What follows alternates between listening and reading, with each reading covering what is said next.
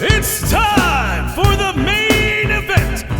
It's the Spar-Inn podcast with your hosts, Puma and Fossil. Oh, that's a knockout. What is going on? Welcome to the Spar-Inn Boxing Radio podcast. I'm here with Fossil and a very special guest, Jamel Semper Herring, out of Long Island. Long Island's where we're out of, and he's taking the time out of his busy life to have an interview with us. First and foremost, what are you up to now? Obviously, you're still calling fights and stuff. I'm doing everything, man. I'm managing fighters, commentating fights. About to get back into the gym. So I'm just everything around. Basically, I'm still doing everything around the sport of boxing. So, obviously, most of the boxing world already knows you're fighting again. Yes. How is that working? How are you in shape? I know you were retired. I'm always staying in shape. I just gotta get into boxing shape. Get to work in the gym. But for the most part, in terms of like weight and everything, same old Mel. Nothing changed. But were you still in the boxing gym while you were retired? Yeah. Okay. Either I was working out myself, or I was helping out with kids in the gym and so on. So I've always been around the gym. So you consider yourself a gym rat, right? Yeah, pretty much. Now I'm just getting back into a full camp where everything's boxing 24/7. So that being said, in September, obviously you're still with Top Rank, right? And on Nope. No? Huh? No? Nah, I mean, Tom Rick and I, we still have a great relationship. Like I said, I just commentated with them this morning. So me and Tom Rick still have a very close relationship. In terms of me being a fighter on the roster, no, I'm actually I actually wanted to actually be New York based, so I reached out to my good friend Lou DeBella. DeBella. So me and Lou, we're working together now. So that's the goal. That's the plan right now. So we're actually going to the 28th in Huntington, Star Boxing. But Lou DeBella and him, DeGuardi, always are in cahoots. Yeah. So there's always fighters there. So But and your fight that you're coming out of retirement for is versus who? It'll be against Nick Molina. I believe he's from Massachusetts. It should be early November, around Veterans Day week, I believe. I know they're gonna probably release a press sometime this week, I believe. Last time I saw from Lou, and it'll be in New York, more than likely at Edison Ballroom in the city.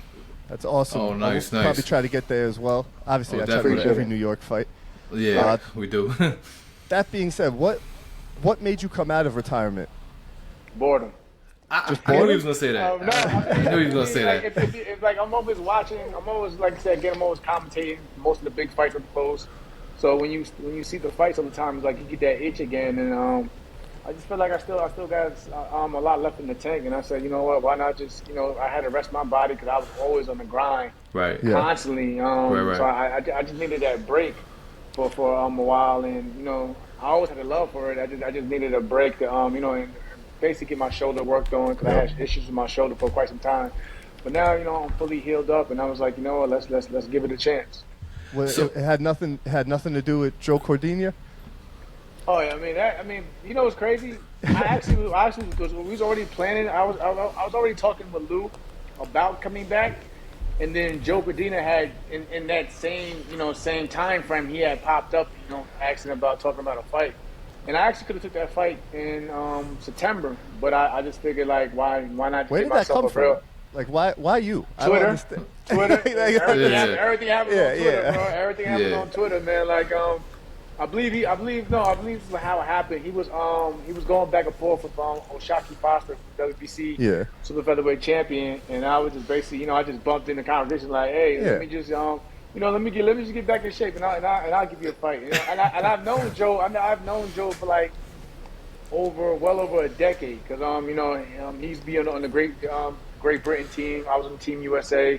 Yeah. We still always run into each other. So I've known Joe, and so it's always been cordial. But that's how that really popped up. And then Lamont Roach also expressed interest on Women's Crush Wednesdays podcast. He had mentioned that he would like to get his loss back, because I was the only one to beat him. Yeah. So if he wins the world title against Hector Garcia, he said he wanted to run it back as well. And of course, I still got a good relationship with Top Rank, so you always got Emmanuel Navarrete over there as well. So right. I mean, it's just great to be, and you guys know it's just great to always have options instead of just for sure. You can have something to focus on, look forward to. So that's what basically motivated me even more to really get back into the gym. That extra little itch. You're like, wait. Right.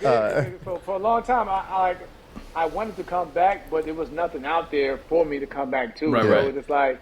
When I started seeing things, opportunities pop up, and I was like, you know what? Let me give it another chance again. Right. You playing chess, man. And it seems like you're a workaholic too, man. Yeah, I'm not going to do it just to do it, man. I love the sport, but everything has to make sense. Like, for sure. That's crazy. That being said, one thing I love about you is no ducks. Your resume speaks for itself. You never duck in.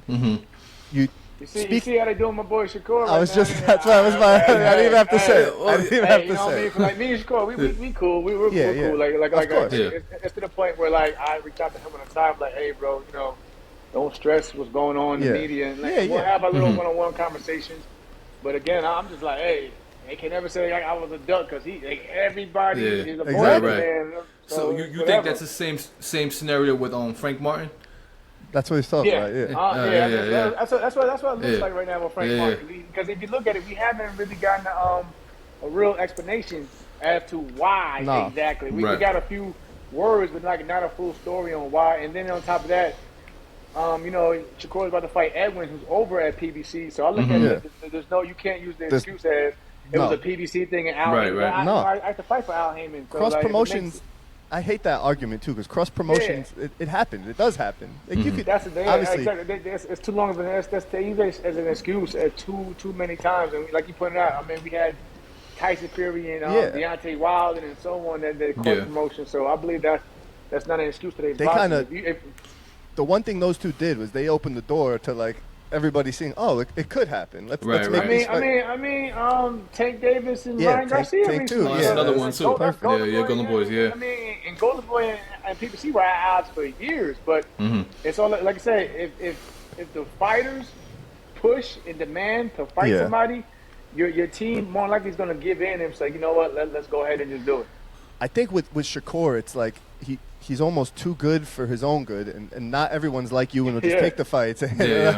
Shakur's a tricky dude. He's a tricky dude. He's I always said it. His best asset is his reflexes, and his he'll see punches long before you even get there. Because I'm bigger than him, taller, but I could never really get to him when we fought. So I get it. It's hard. It's hard to want to fight something that you can't hit. Yeah, that's the problem. Like, you can have the most power. You can have the most power. You can have 100% KO ratio, but if you can't touch him, it's frustrating for anyone.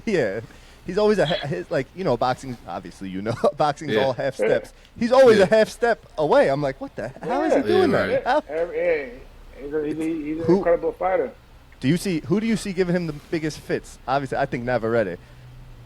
Probably it's going to have to be somebody awkward, because if you're facing him with a typical boxing style, which you normally would see every day in the gym, he's going to pick it up like that. But if you come with like something like awkward that you can't, like, who can you really train to prepare for Emmanuel Navarrete? Right. It's got to be like somebody in the gym that has good stamina and just throws like wild punches. For example, Floyd Mayweather and Marcus Maidana. Yeah, I knew you were gonna say Maidana. Maidana. If you look at it, Maidana gave Floyd more issues than Manny Pacquiao. No, he did. I don't think because I think Maidana made it a fight. He didn't try to box him. He was awkward with his punches and all that. So he's still gonna box a chess. Like I said, he's not a chess player. Right. He's in a fight. Right. And continue to throw punches. 100. I think his thing was throwing 100 punches per round. So that's a high pace you got to keep up. Yeah. Right.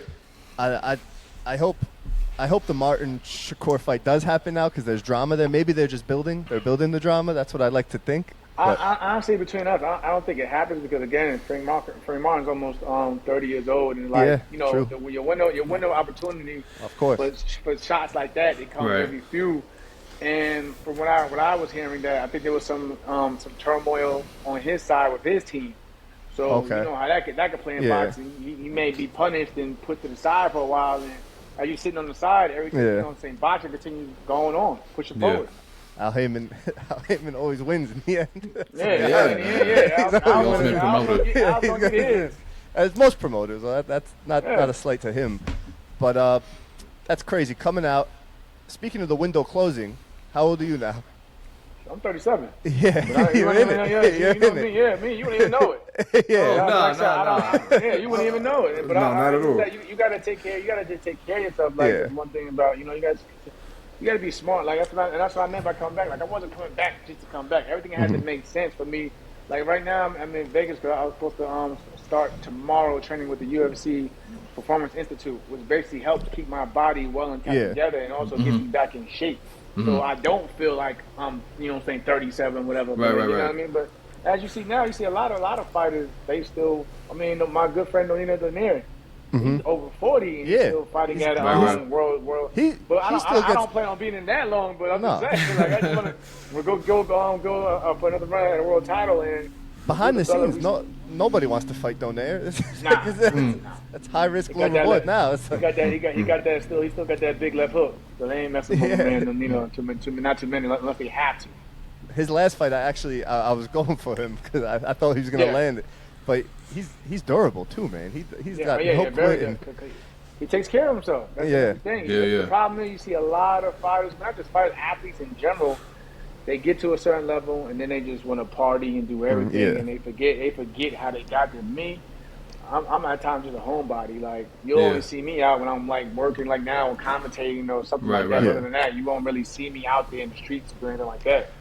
So I know you're speaking of commentating. You're still with ProBox too, right? I like what they're doing. ProBox TV. No, I'm actually working with them. I'm actually working with them in terms of management side. But yeah, ProBox is okay. Yeah, shout out to Chris Glover and the guys over there. Yeah. I'm working with my good friend overseas, Jamie Collin. Got a fighter over there who's going to sign with him soon. So awesome. For the most part, I'm just trying to put fighters in position to live out their goals and dreams. And you know what I'm saying, just look out for them. That's awesome though. I like what they're doing. They're catching some steam, ProBox too. They're showing. I know another Long Island guy, as you know, Chris Algieri. That guy's like you, man. I'm like, where is he now? Where in the world is Chris? Me and Chris were just calling the card together. I believe a month ago for Top Ring. So yeah, me and Chris basically on the same path. Like, we'll still stay in shape. We'll take care of our bodies. And when we like Chris, when it's time for him, he'll go to training camp and fight and go right back to commentating the next day. So That's crazy. You guys, your Sky Miles must be nice, man. You got a lot of Sky Miles.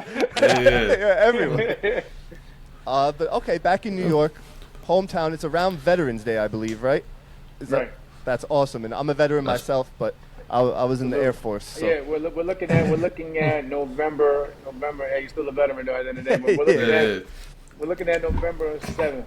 So that's it'll be a Tuesday, but I think it's great to come back because all eyes will be on you. And the zone is supposed to be taking over and airing the fight as well. So that's what's up. That's cool. I can't complain. And I'll be the main event. So that's dope. Even better. Jumping right back where I left off at. So I can't complain. Right. You feel like your style has changed at all after coming out of retirement? I mean, even though you said you were going to gym rat. I actually want to change some things in terms of my obviously, like as I'm getting older, I want to be more defensive. So that's why I'm working with my trainer out here in Vegas, Wayne McCullough. Wayne comes from the Eddie Futch, background. Being a defensive fighter and a smart fighter. I mean, I have offense. I know that, but I want to tighten on things. And then, like again, I learned lessons from like fights with Shakur. Shakur is very defensive, you know what I mean? And so I look at things like that, and I don't take it as, a loss or just a lesson. I was like, you know what? For sure. I know what I need to work on. I need to tighten up my defense, so especially as I'm getting older. So that's one thing I want to work on. Do you, being that you've sparred Shakur, you've been in there with Terrence Crawford sparring, right? Correct me if I'm wrong. Yeah. And are you still in cahoots with Bomac and Spikes and all them? With regards to training? I mean, we all know what happened with the incident with Bomac. I wasn't even going to touch that. I mean, I'm protected. Like, I reached out to the team. They're still in good spirits. I'm still supporting Bomac. Bomac still supporting me. Terrence actually reached out to me about coming to Omaha to come kick with him and catch up. I'm good friends with Errol Spence as well. Me and Errol Spence are teammates on the Olympic team. So a lot of these guys that you mentioned, I'm actually like it's hard for me because I actually have good relationship ties with these guys instead of, as opposed to where I have bad blood, so when people ask me to pick and choose, it's you're not really on the side. Yeah. You're cool, everybody. Everybody. It's tough. And don't let Errol Spence fool you. I get him every time. Errol, you're a New Yorker. You was born in New York. Oh yeah. He has family. He has family in Brentwood, so that you know that I still know. So I don't let Errol get over with that whole Dallas talk. No, and he's a Cowboy fan, and I'm like, come on, man. That's it. Mm-hmm. His nephews actually, I see him. You know, they're big in the amateur circuit over here. Yeah. So they're always out fighting. We call them the Spence brothers out here. Yeah, right. Yeah. You got Spence bloodline out there in Long Island. So. They're good too. They're good too. They shout out to them. Yeah. What else I got for you? That's pretty much it, really. You're coming back. I just wanted to talk to you. We appreciate you taking the time out to talk to us. Absolutely. Appreciate you. Oh, no, I had to catch. Listen, man. Anything for me, you know what I'm saying? I'm a hometown dude, so anything for the hometown. You know what I'm saying? If I had the time, you see me, man. I'm like, you know, but I was like, hey, I'm going to get to it. I'm going to make sure I definitely get to it. So I was like, let's do it. Yeah, Long Island strong, right? Always. Hey, we gotta represent, man. You know the fighters from the city. They always bash us. I'm like, they don't want to acknowledge that. At one point in time, I was really the only New York fighter as a world champion for quite a while. I always said that in their face, like, hey, I don't want to hear nothing about Long Island. Don't have real fighters and yada yada. I don't want to hear that. So, we do have a lot. It's like that. So in the amateur circuit, obviously I follow it. I'm a nerd with it, but New York City cops and kids have so many fighters. They have this is a numbers game. Like we're out here, man. We're out here. I mean, shout out to my man Joe Smith also. Yeah, Joe Smith too. I've known Joe since I was a kid. You know, since we were kids, I've known Joe. So you know, he went to school with my younger brother. So I mean, shout out to Joe Smith and them guys out there too. Yeah, so he's at Heavy Hitters too out in Long Island. There's sneaky when you follow boxing and you're in the box. Long Island has a lot of gyms. There's actually. I'm in Amityville right now, but in Copeg, there's Native Boxing that just opened up. My boy Jamal owns it, and he has 3 amateur fighters, right? All 3 got belts, so he's 3 for 3. That's in the amateur circuit. And that's why, honestly, even for management, I try to scout more talent from home. Yeah. You know what I'm saying, to give guys an opportunity also, because I know how hard it can be to even get out of New York, period. So I get it. Like, it's a lot of people. If I can help anybody, you know what I'm saying, get somewhere and put their foot in the door, that's what I'll do. Who do you have that we should keep an eye out on, that like a up and coming pro? I mean, I got right now from upstate New York, Micaiah Krebs. She's gonna be fighting the same day as I fight. She's supposed to fight. Trying to get her to fight Melissa Parker. Melissa Parker was also a Marine Corps veteran, teammate of mine back in the day. So we're trying to make that fight. Whereabouts in upstate? I think she's close to like Buffalo, I believe. Oh, she's all the way up there. Oh, she's all the way up. Oh, okay. Never mind. She brings a bait, but when she comes to fight, because she signed with Little Bella, so when she comes to the city, you know, her base does come from down there. You know, up there to come down to support her. I got Mike Hale Gamble from Cincinnati, Ohio, who's a top amateur. Misael Lopez. I just signed Stephen Nunes from Scotland.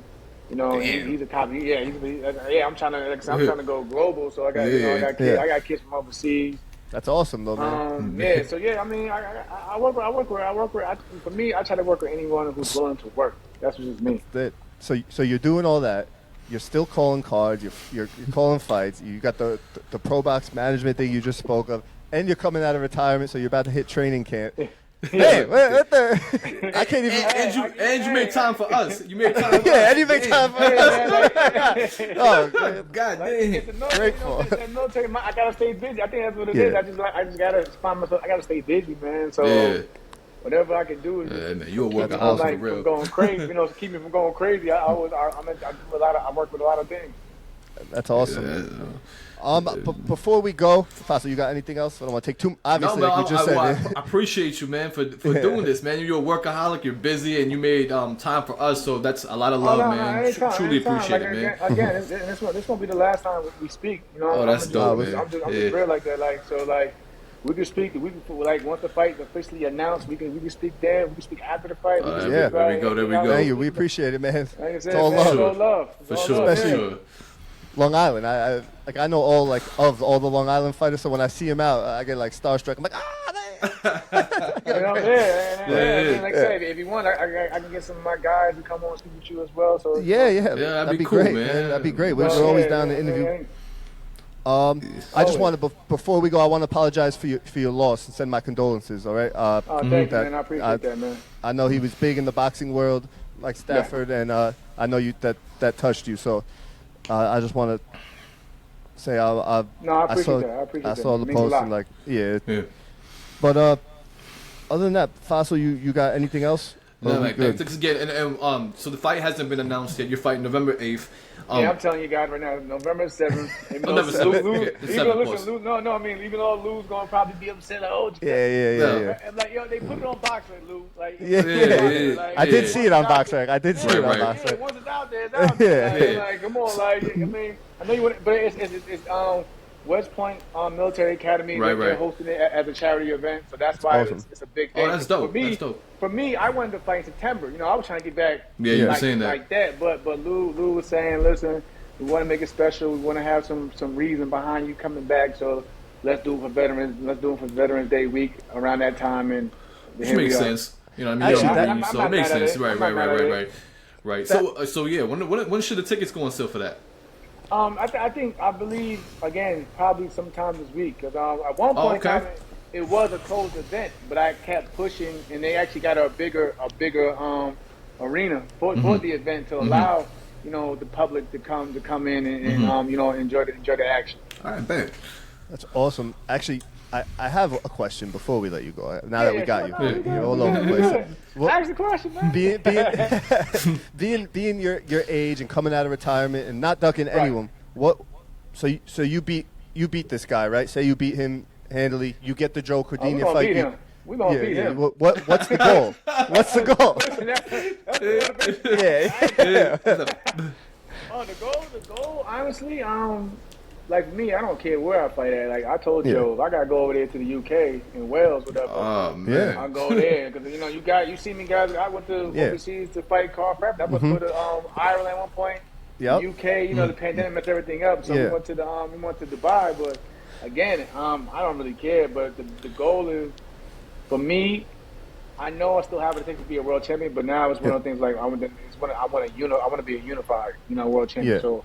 Obviously, of course, after Cordina, you want to go for maybe the winner between Hector Garcia and Lamont Roach or whoever, but that's the goal for me. I do love how like as fans we could see guys going back and forth on Twitter, and it's almost like we're involved. Like post a comment, like F him, get him. I know. This morning Tevin Farmer, last night whatever Tevin Farmer made it that he wants to fight me too.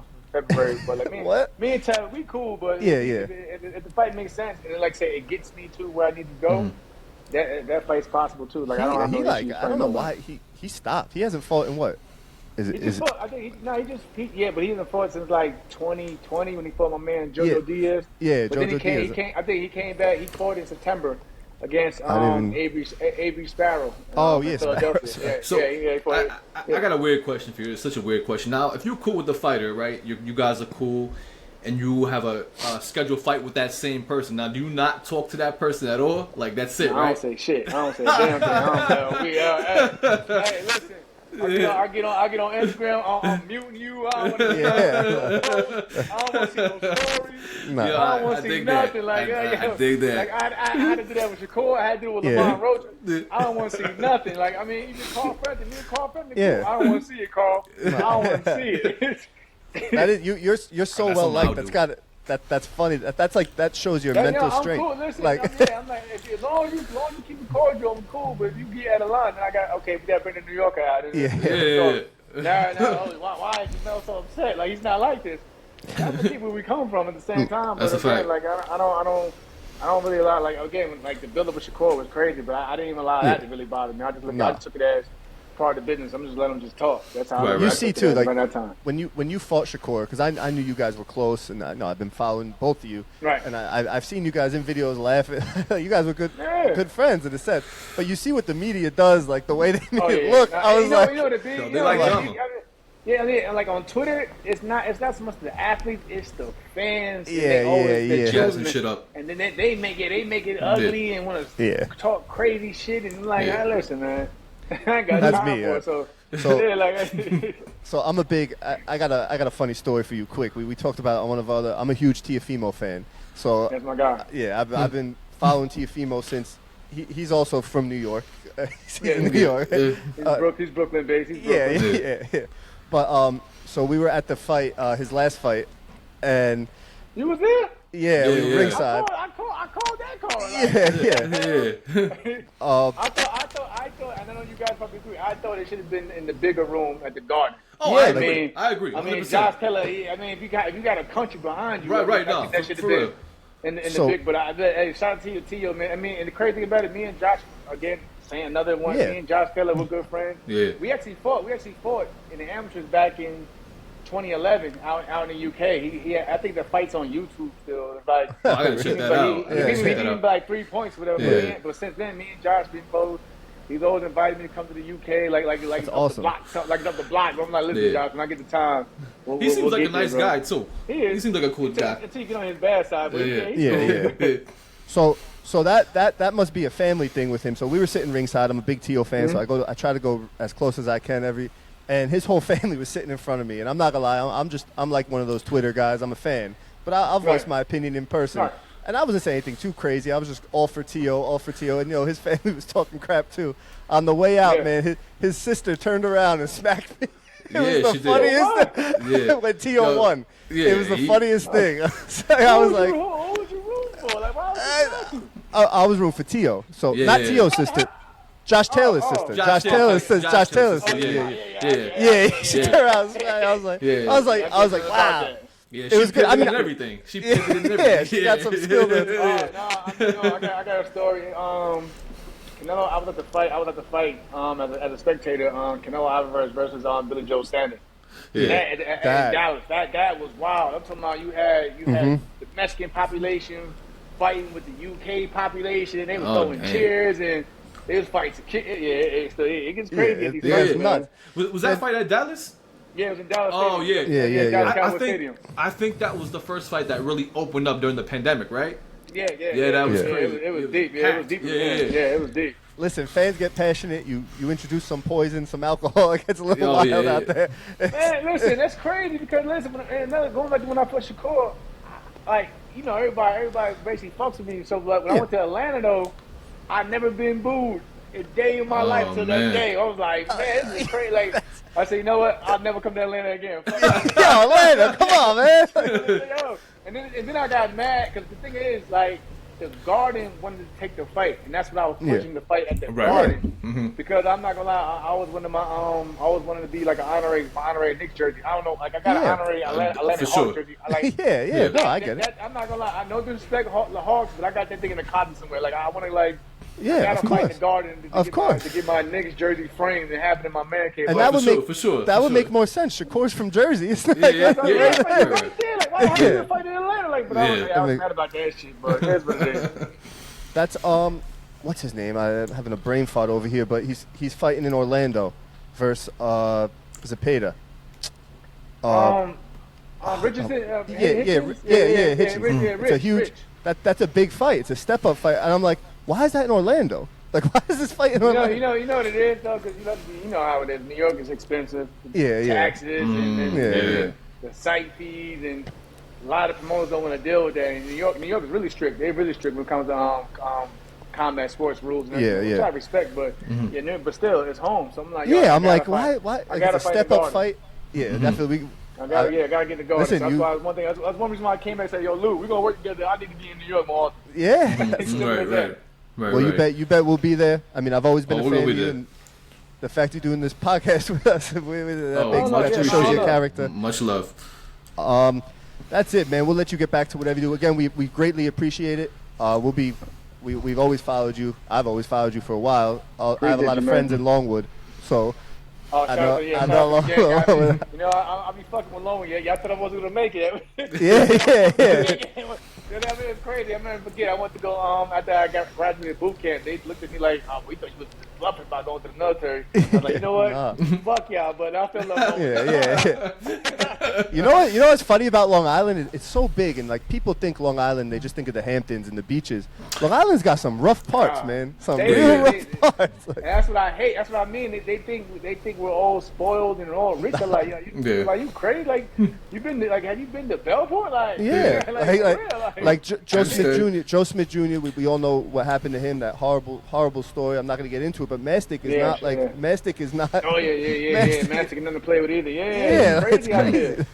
Like it's nuts. Like, people just think of Long Island that aren't from here, like from New York. They're like, oh yeah, like the beach. Hamptons. Oh, yeah, go to the beach. Jones Beach, Hamptons. Everyone had a house in the fence out there in Long Island. No, it's not like that at all. Nah. Again, we won't take any more of your time, man. We really appreciate it. For sure. I appreciate you, man. All up, man.